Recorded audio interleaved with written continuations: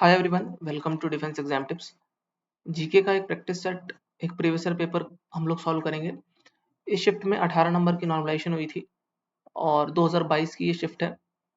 एक moderate level की shift है और मेरा पर्पस इस वीडियो का इस क्वेश्चंस को सॉल्व कराना नहीं है, बल्कि आपको बताना कि कैसे ऑप्शन से भी क्वेश्चन फ्रेम होते हैं। और 2022 में भी बहुत ज़्यादा क्वेश्चन हुए थे फ्रेम, 2023 में तो खैर हुए ही थे।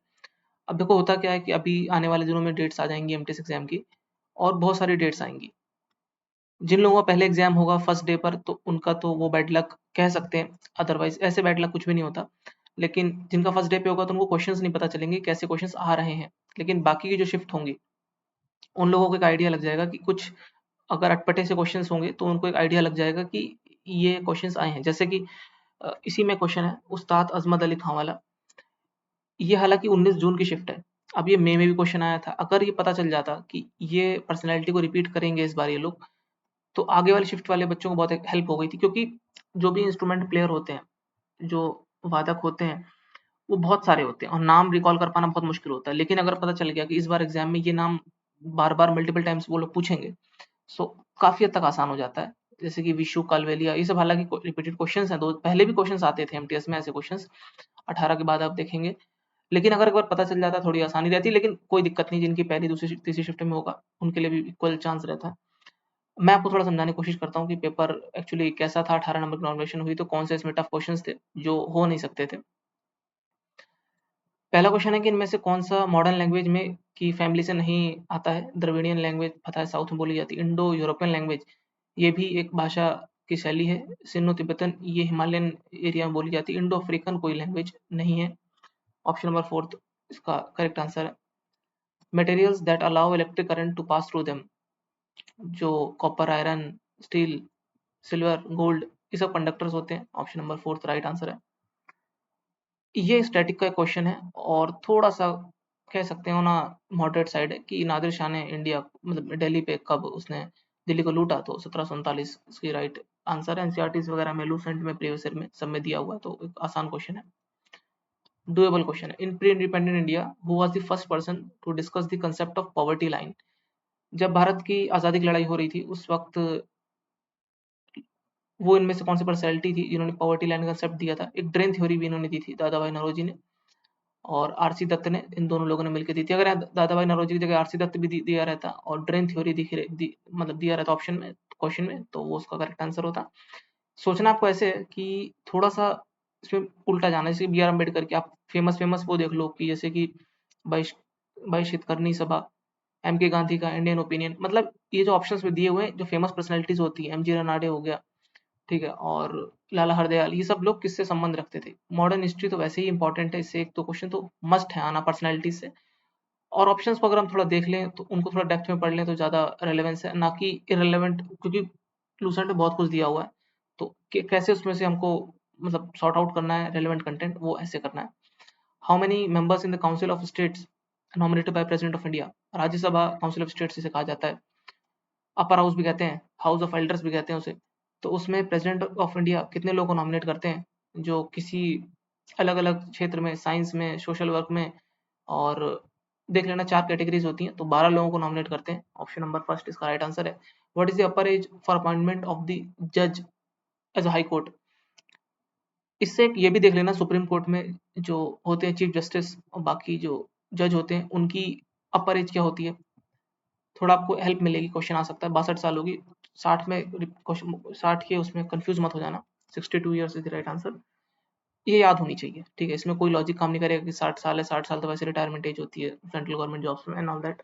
ऐसे लॉजिक नहीं लगेगा, रादर आपको याद करनी पड़ेगी, ठीक है। जैसे कि चीफ इलेक्शन कमिश्नर होता है और अटॉर्नी जनरल, इन सब लोगों की एज होती है कि ये एज कोई, जैसे अटॉर्नी जनरल ऑफ इंडिया जो है, इसको एज से कोई लेना देना नहीं है, ये गवर्नमेंट के साथ चलता है, गवर्नमेंट जो आएगी वो अपॉइंट करेगी। चीफ इलेक्शन कमिश्नर 6 साल के लिए होता है, 62 साल होता है कि 65 साल, किसी किसी की 65 साल भी रिटायरमेंट एज होती है। ये भी देखना पड़ेगा आपको थोड़ा सा। जो कॉन्स्टिट्यूशनल बॉडीज होती हैं, जो संवैधानिक जो बॉडीज होती हैं, उनका एक करंट से क्वेश्चन था और अजीब सा क्वेश्चन था कि ट्रैक एशिया कप 2022, ये साइकिलिंग टूर्नामेंट, हालांकि एशिया कप था तो थोड़ा सा हो सकता है कहाँ हुआ था, केरला में ये हुआ था। थोड़ा सा डुएबल क्वेश्चन नहीं, टफ में डाल देते हैं। उस्ताद अजमत अली खान, मैंने बताया आसान क्वेश्चन। एशियन गेम्स, ये भी आसान क्वेश्चन, चाइना में हुए थे 2022 वाले। जितने भी Paralympics, Olympics, Asian games, Commonwealth, Olympics जैसे भी हो रहे हैं, ये जितने भी गेम्स हैं जो वर्ल्ड लेवल के, इनको प्लीज थोड़ा एक बार देख लेना। फीफा हो गया और ये कप हो गए, ओपन कप जो होते हैं टेनिस के, ये सब पे एक नजर होनी चाहिए, क्वेश्चन आते हैं। रिपीटेड क्वेश्चन, सब्सिडरी अलायंस किसने किया था? तो लॉर्ड वेलेस्ली इसका राइट आंसर है।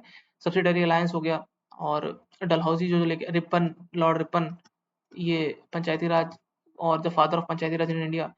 और IPC, Indian penal code, CRPC, ये कौन कौन लेके आया, ये सब थोड़ा सा एक आपको देखना पड़ेगा। जो ये वायसराय और गवर्नर जनरल हुए हैं, किसके शासनकाल के दौरान क्या क्या रहा, तो ये थोड़ा सा एक नजर आप देख लेना। मैं ऑप्शंस बता रहा हूँ, क्वेश्चंस बता रहा हूँ कि कैसे क्वेश्चंस फ्रेम हो सकते हैं फ्यूचर में। अगर इससे क्वेश्चन आ गया कि लॉर्ड डलहौजी के क्या हुआ था, लैंड्स डाउन के दौरान क्या हुआ था, तो ताकि आप उसको टिक कर सकें सही। The amount of water recommended by UN for drinking, washing, cooking, maintaining proper hygiene is minimum.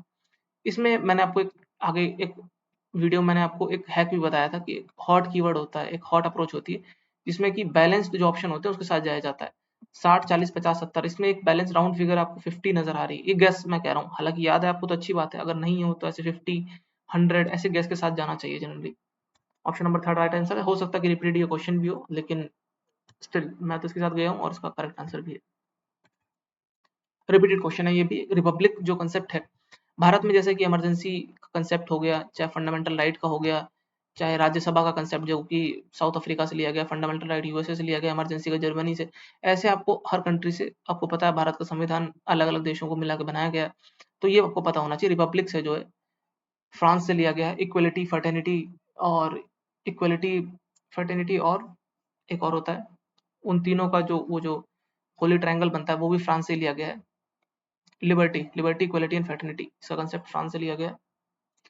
In which year All India Muslim League, ML, Muslim League का फॉर्म कब हुई थी?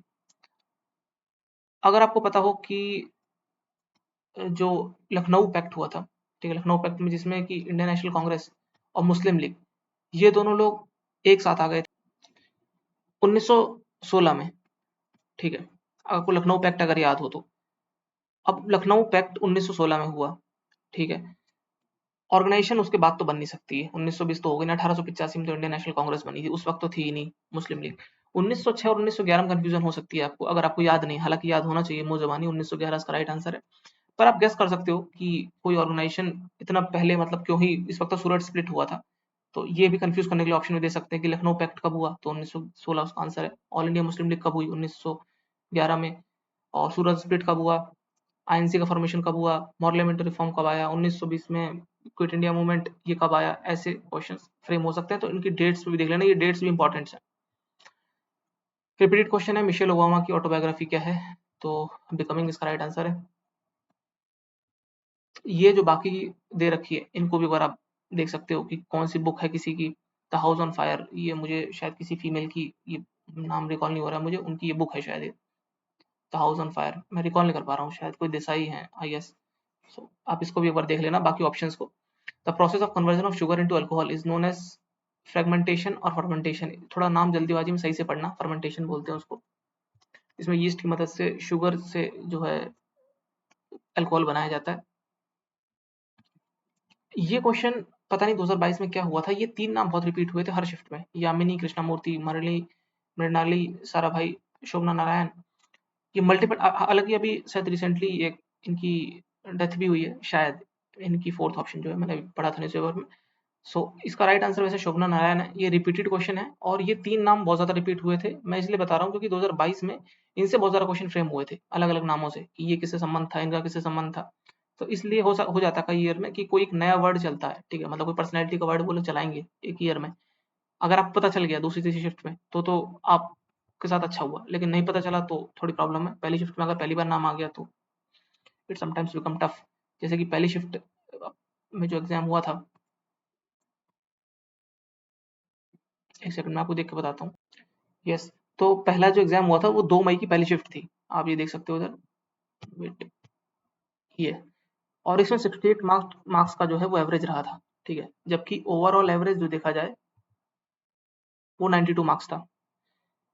तो जिस, मैं आपको केस बता रहा हूँ, अगर पहली शिफ्ट आपकी, मतलब इफ बाय चांस अगर हो गई, पहले दिन पहली शिफ्ट में एग्जाम हो गया, तो वो मॉडरेट अबव मॉडरेट एग्जाम मतलब 68 मार्क्स का एवरेज 92, इस शिफ्ट में मिनिमम आपको 20 नंबर का एवरेज मिला ही होगा कैंडिडेट्स को, ठीक है, क्योंकि जब इसका एवरेज, ये जो शिफ्ट हम लोग सॉल्व कर रहे हैं सॉरी, इसका 70 मार्क्स एवरेज था और 18 नंबर का नॉमिनेशन मिला था।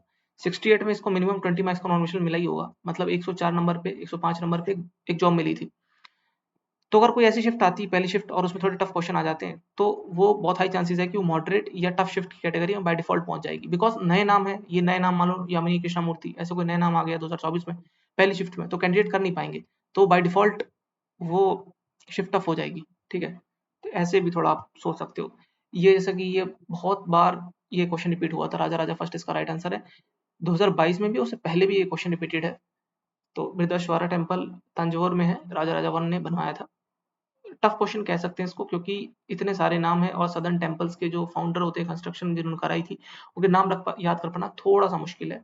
ये एक बड़ी बारीक सी कोई न्यूज़ है, टेक्नोलॉजी ट्रांसफर स्कीम, ये कौन सी गवर्नमेंट ने लॉन्च किया था, केरला गवर्नमेंट ने किया था, थोड़ा सा ये भी टफ क्वेश्चन है, ऑब्सक्योर क्वेश्चन है, पता नहीं कहाँ से आ गया, तो इतना जनरली तैयार करते नहीं। ये जैसे कि एक पॉपुलर करंट अफेयर है कि पहली अंडरग्राउंड रेलवे स्टेशन कहाँ पर है, कोलकाता में, ऑप्शन नंबर 4 इसका राइट आंसर है, करंट अफेयर था।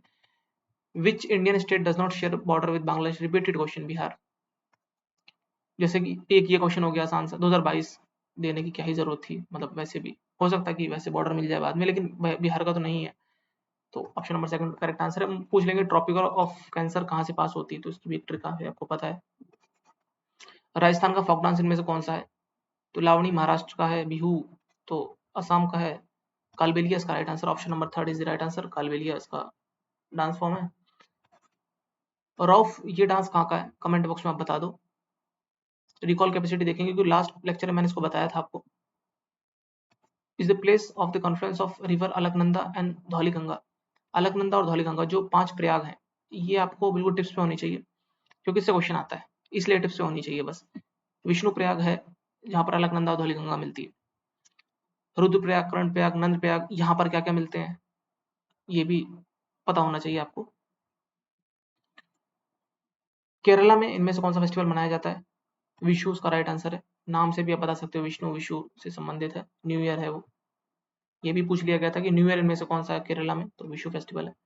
स्टेरिलिटी, बांझपन की बीमारी किस विटामिन की कमी से होती है, विटामिन ई, ये रिपीटेड क्वेश्चन है, विटामिन ई से होती है। आरबीआई द्वारा ओपन मार्केट में कोई एक ऐसा ऑपरेशन करना जिससे लिक्विडिटी इकोनॉमी में घटाई या बढ़ाई जा सकती है गवर्नमेंट सिक्योरिटीज को बेचकर।